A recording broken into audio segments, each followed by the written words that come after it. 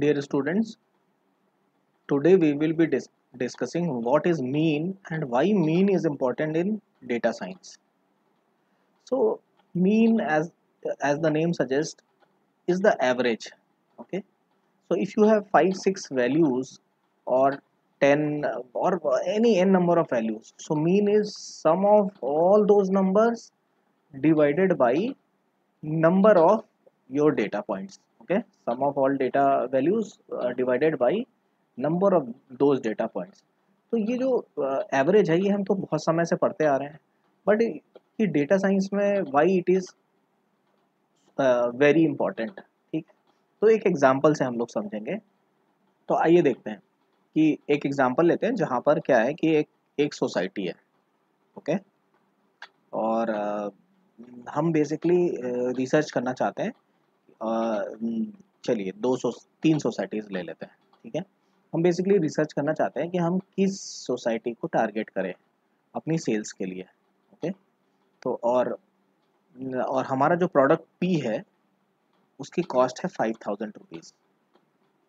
Okay, हमें ये product बेचना है और ज़्यादा से ज़्यादा बेचना है, और हमारे पास जो प्रॉब्लम है वो ये है कि एक ऐसी सोसाइटी को टारगेट करना जिसमें लोग ज़्यादा खरीदार हों, यानी मोर पीपल कैन बाई. तो चलिए देखते हैं कि हर एक सोसाइटी में 10 लोग रहते हैं और उनकी उनकी जो भी सैलरीज है वो इस तरीके से है. ठीक है, 2000 रुपये. ठीक है, 3000 रुपये, 4000 रुपये, 3 4 5000 रुपये. ओके, 6000 रुपये, 7000 रुपये. ठीक, और जो दूसरी सोसाइटी है थोड़ा दूसरे कलर से ले लेते हैं. दूसरी सोसाइटीज़ में सैलरीज हैं 5000, 10,000. ठीक है, 12,000, 11,000, 9,000 एंड 13,000. ओके, हालांकि ये बहुत छोटा डेटा है, और मैं आपसे पूछता कि किस सोसाइटी में प्रोडक्ट को बेचा जाना चाहिए तो आप ये आसानी से बता देते हैं. लेकिन जब बहुत सारे डेटा होते हैं तो हमें कोई ना कोई एक सेट मेथड चाहिए. ठीक है, ऐसे ही आप देख कर नहीं बता सकते. ठीक है, सपोज कीजिए 10,000 डेटा पॉइंट्स होते हैं तो आपने नहीं देख कर बता सकते थे. तो हमारे लिए एक पैरामीटर होता है मीन. ओके, तो मैं क्या करता, इस सोसाइटी की मीन सैलरी निकालता और इस सोसाइटी की मीन सैलरी निकालता. ओके, तो आइए देखते हैं इन दोनों सोसाइटीज़ की मीन सैलरी क्या होगी. तो मीन सैलरी में कितने डेटा पॉइंट्स हैं, 1 2 3 4 5 6.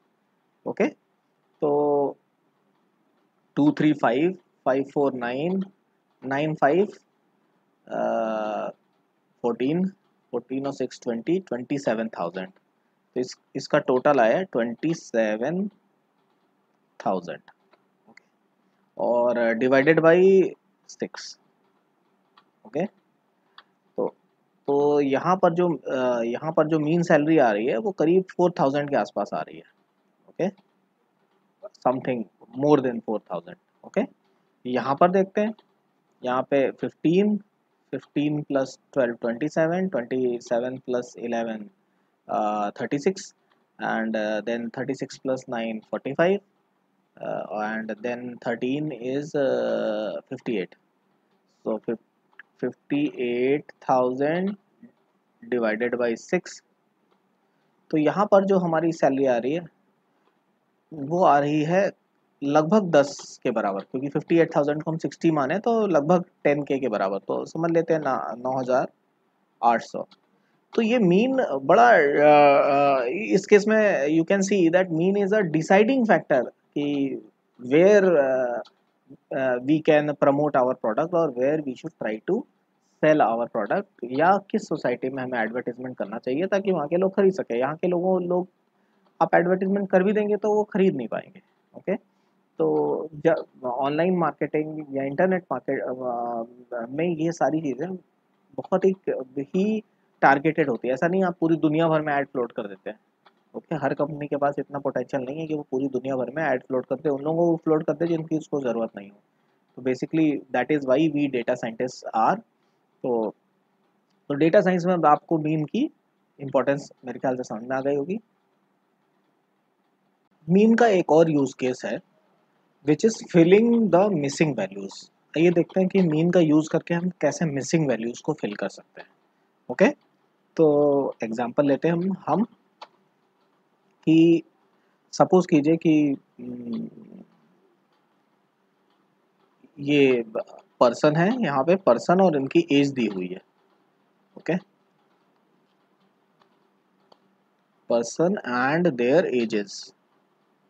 ओके, थोड़ी मेरी राइटिंग ख़राब है, एडजस्ट कर लीजिए। ठीक है, 12, B is 13, C is 11, D is 14, E is 10, okay, and F is again 12, okay।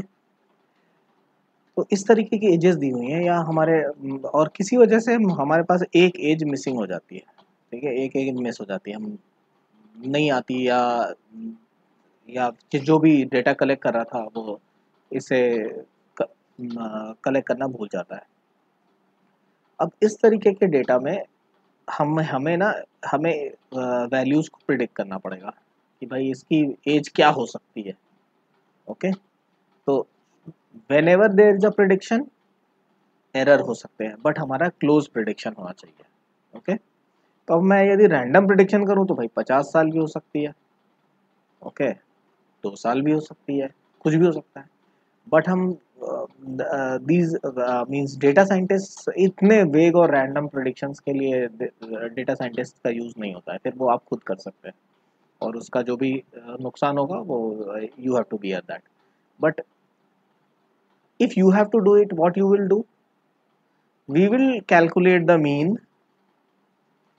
okay, and replace the missing value with the mean। okay, तो ये भी मीन का एक दूसरा यूज केस है कि you can fill the missing values. Okay, तो बहुत बड़ा डेटा सेट है, जैसे 10,000 20,000 वैल्यूज है, उसमें 50 वैल्यूज मिसिंग है। ओके, तो अब वो मिसिंग वैल्यूज की वजह से दो काम कर सकते हैं, या तो आप उन्हें हटा दीजिए अपने स्टडी से। बट स्टडी से हटाने का मतलब है केवल एक फील्ड मिसिंग है, बाकी इंफॉर्मेशन भी लॉस हो जाएगी। then what you can do is you can fill your data with mean। तो ये भी एक यूज केस है, यानी हम मीन के यदि हम दो यूज केसेस की बात करें कि मीन को दो किन किन वजहों से यूज किया जाता है, तो पहला तो हो गया डिस्क्रिप्टिव एनालिसिस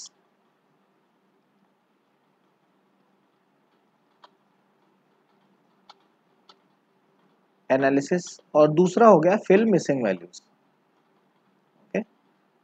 डिस्क्रिप्टिव एनालिसिस यानी जानने के लिए कि भाई हम अपना सामान बेचना चाहते हैं, लोगों की एवरेज सैलरी कितनी है, और फिर हमें वहाँ सामान बेचने का डिसीजन लेना चाहिए नहीं लेना चाहिए। दूसरा यूज़ केस हो गया किस तरीके से वैल्यूज़ को हम मिसिंग वैल्यूज़ को हम भर सकते हैं। Okay, so there is one more parameter which is used to find the middle value.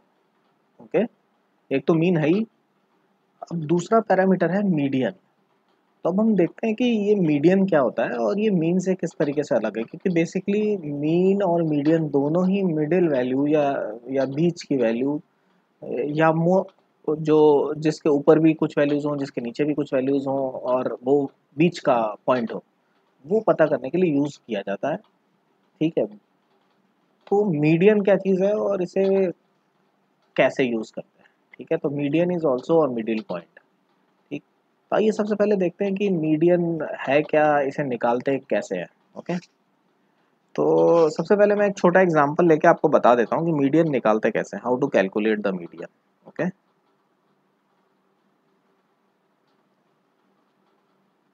Calculate median. Okay, suppose कीजिए कि हमारे पास इस तरीके से वैल्यूज हैं 7, 1, 5, 3, 2, 10, 11। ओके, इस तरीके से वैल्यूज है। तो अब मुझे यदि इसकी मिडिल वैल्यू निकालनी है, मीडियन निकालना है। ओके, तो एक तो तरीका था मीन से, अब मैं आपको मीडियन वाला तरीका बताता हूँ। ओके, और तो इसको क्या करते हैं, पहले स्टेप में इसको इसको असेंडिंग ऑर्डर में यानी सॉर्टेड ऑर्डर में लिख लेते हैं। 1 हो गया, देन 2 हो गया, देन 3 हो गया, then 5, and then 7, then 10 and then 11।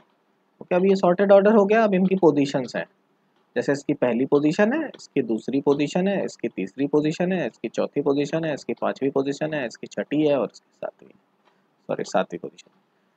Simply सात सात का जो मिडिल पॉइंट होगा वो 4 होगा। ओके, 3 वैल्यूज इधर है, 3 वैल्यूज इधर है, तो मीडियन क्या होगा, 4th पोजीशन, और 4th पोजीशन पे जो भी नंबर है वो मीडियन होगा। तो इस केस में हमारा मीडियन क्या है, 4th पोजीशन का नंबर। ओके, आप एवरेज निकालेंगे तो लगभग वो भी 5 के आसपास ही आएगा।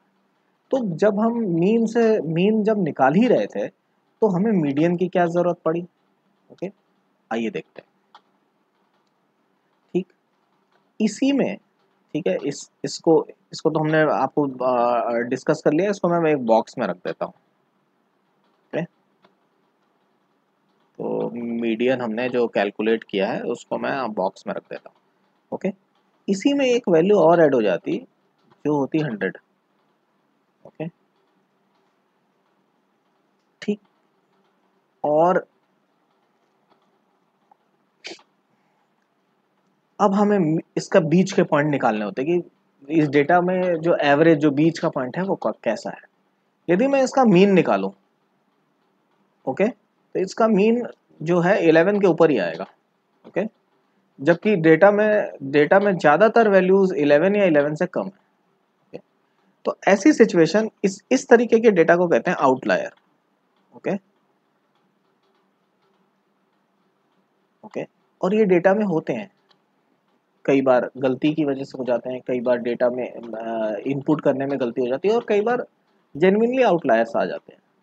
ओके, लेकिन हम मिडिल वैल्यू जानने में इंटरेस्टेड है। अब यहाँ पे मीन नहीं काम करेगा क्योंकि वो आउटलायर से अफेक्टेड होता है, क्योंकि मीन में सभी का सम होता है और divided by number of data points, क्योंकि सम होगा तो आउटलायर की वैल्यू सबको अफेक्ट कर देगी।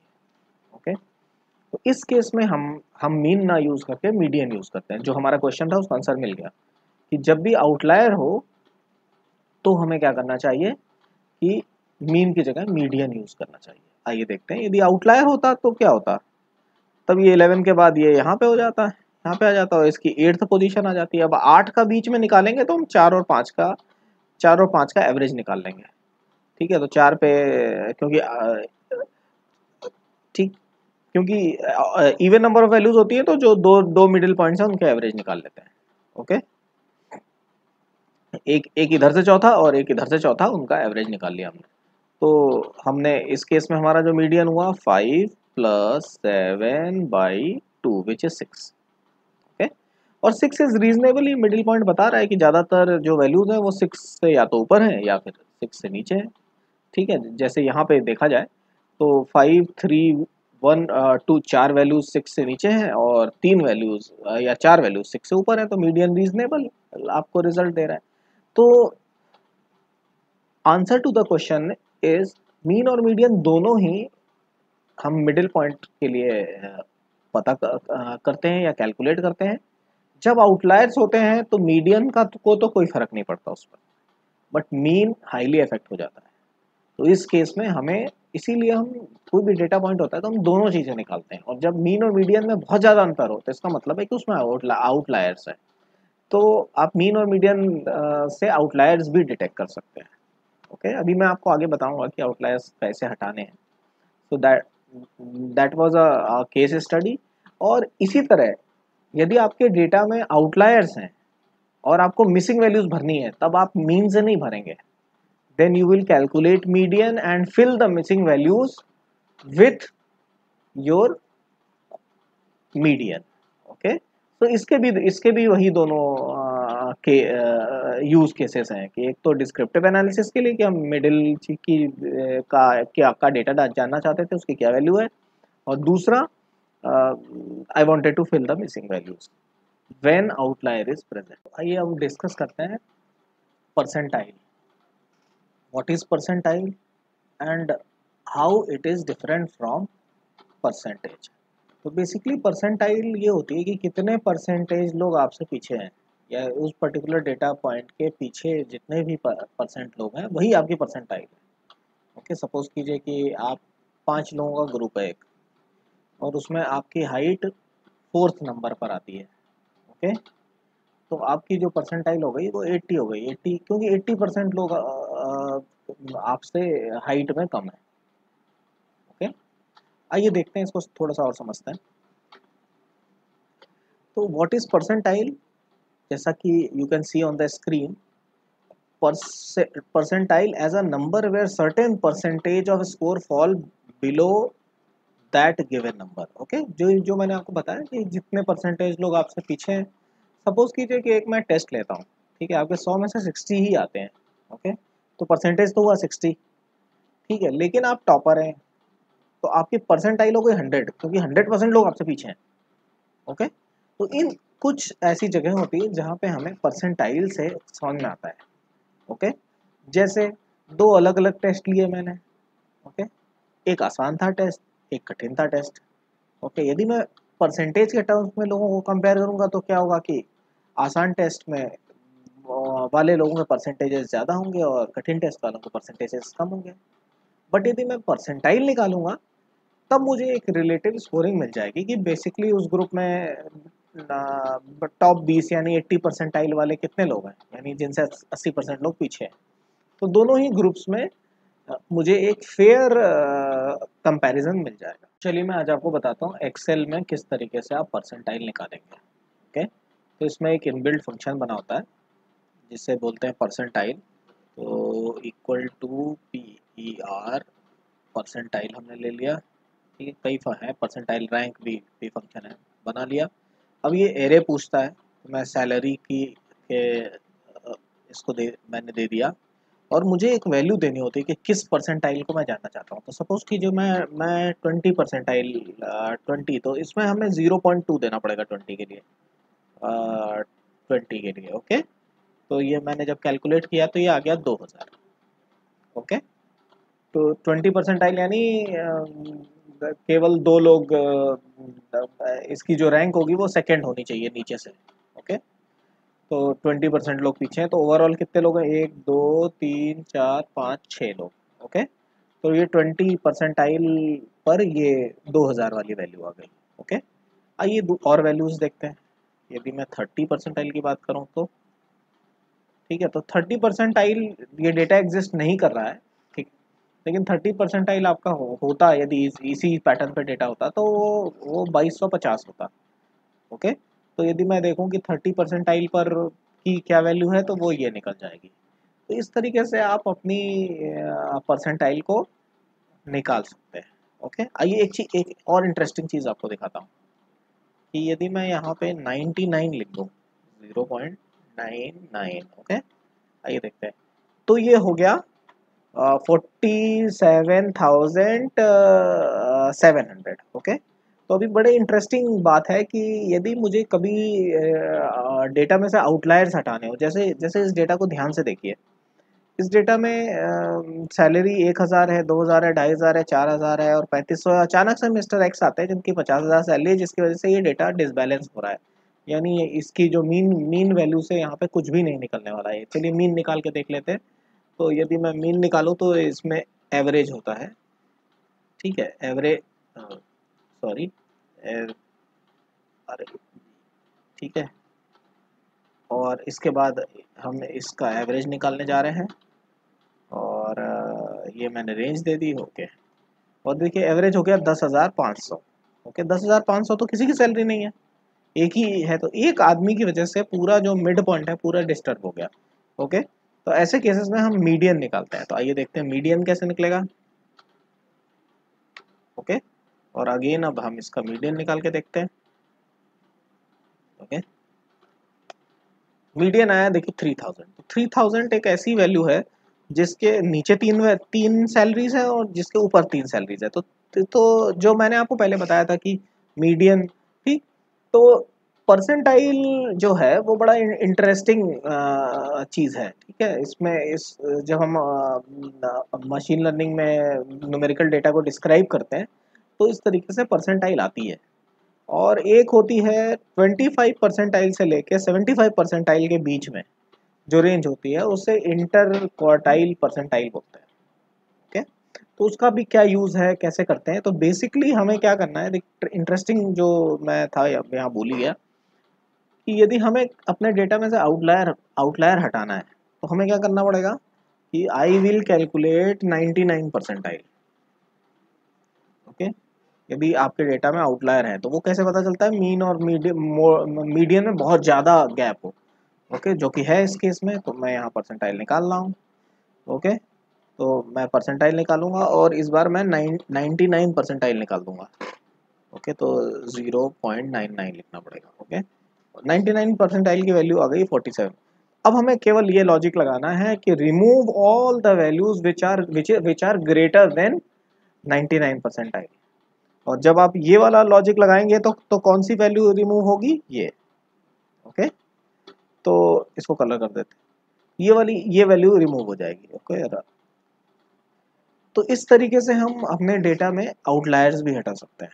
ओके, तो ये काम हम पैंडास में भी आसानी से कर सकते हैं, उसको भी हम लोग डिस्कस करेंगे। आइए अब देखते हैं कि इसको पैंडास में कैसे करते हैं, ये जो परसेंटाइल हम लोग निकाल रहे हैं कैसे करते हैं। ठीक है, तो पैंडास में वो जो आपके एक्सेल फाइल थी इसको मैंने अपलोड कर लिया और ये मैं आपको शेयर भी कर दूंगा। तो अपलोड करने के बाद मैंने रीड करा लिया। रीड कराने के बाद जब मैंने इसे प्रिंट कराया तो मैंने देखा अननेसेसरी 2 कॉलम्स आ गए थे, तो मैं इसे हटा देता हूँ ताकि। तो मैंने ये कमांड दिया कि df dot drop I log, यानी ये इसका इंडेक्स 0 होता है, 1 होता है, 2 और 3 हटा दो। तो 2 और 3 हटा दिया इसने। अब मैं जब ये df डॉट डिस्क्राइब लिखता हूँ तो देखिए क्या क्या चीज़ें आती हैं। काउंट यानी 6 हैं, मीन यानी वही एवरेज आता है, स्टैंडर्ड डेविएशन आता है, मिनिमम आता है कि मिनिमम वैल्यू क्या है, और ये सब परसेंटाइल्स आती हैं। तो बेसिकली हम लोग इंटरेस्टेड होते हैं 75 और 25 के बीच में, क्या जो रेंज है उसमें इंटरेस्टेड होते हैं। उसको मैं बाद में डिस्कस करूंगा, और मैक्सिमम 50,000 है। ओके, तो आइए देखते हैं कि यदि मुझे परसेंटाइल निकालनी हो कि भाई कि 30 परसेंटाइल क्या है, तो ऐसे निकलेगी। डीएफ में अब हमें इसी कॉलम पे निकालनी है। रुकिए एक कोड और लिख लेता हूँ यहाँ पे, डीएफ आपको दिखा देता हूँ कि डीएफ डीएफ जो है वो ये है कि नेम और सैलरी है। तो मुझे सैलरी, क्योंकि ये तो कैटेगोरिकल कॉलम है, तो सैलरी पर मैं परसेंटाइल निकाल कर देख रहा हूँ। ओके, तो यदि मैं 75 परसेंटाइल निकालूँ, ठीक है, 75 परसेंटाइल की वैल्यू निकालूँ, तो मुझे लिखना पड़ेगा डीएफ डॉट कॉलम नेम, जो कि यहाँ पे कैपिटल एस से स्टार्ट होने वाली सैलरी है, और डॉट क्वांटाइल, और 0.75 मैंने दिया, तो 0.75 यानी वो वैल्यू जिससे 75% लोग पीछे हों। ओके, तो ये था पहला। दूसरा, ठीक, और वैल्यू आई ये, तो इसके नीचे की जो भी वैल्यू होगी उससे 75% लोग पीछे होंगे। तो इस तरीके से हम निकाल सकते हैं। ठीक है, यदि मैं 100 डालूँ, देखिए 1 डाल के देखता हूँ, 1 डाल के आपको दिखाता हूँ। यहाँ पे 1 डाला तो 0.1 यानी क्या बोलते हैं कि 10% लोग हों। तो देखिए ये 1500 आ गया। ओके, 1 यानी, ठीक, 1 डाल के देखते हैं। 0 से 1 के बीच की वैल्यू होती है। 1 यानी 50,000 आ गया, यानी 100%, इसके 100% आइल है। तो यानी जो जो सीक्वेंस में सबसे टॉप पर होता है उसकी 100% होती है, और जो सीक्वेंस में सबसे लास्ट में होता है, चलिए 0 डाल के देखते हैं क्या हो रहा है। ठीक है, 0 डालने पे देखिए आया 1000।